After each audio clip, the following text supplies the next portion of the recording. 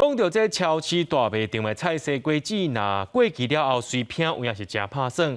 高雄寿山动物园甲大卖场合作，推动熟食计划，把这过期的菜色果子送到动物园，或者动物加菜。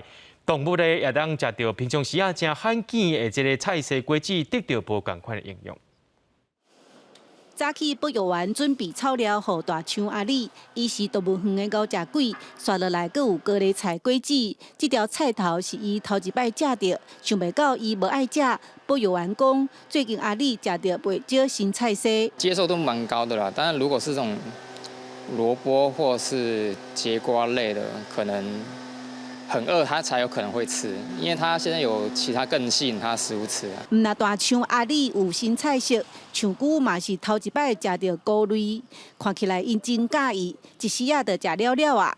当手高看到高桃仔就摕来食，煞无啥介意加白笋。动物园最近帮一寡动物加菜，因为即马有大卖场，逐个月会甲下架，毋过阁会当食的菜色果子送来食。早起由中央厨房的人员配送，真侪项拢是动物园平常无买的食物。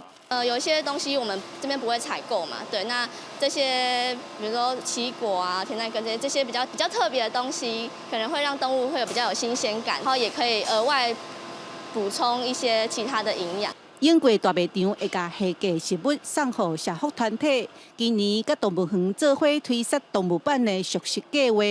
除了动物园准备一天350公斤的食物，让动物食寡无同的菜色果子，嘛袂浪费食物，希望创造双赢。记者邓家文、赖伟哲高雄报道。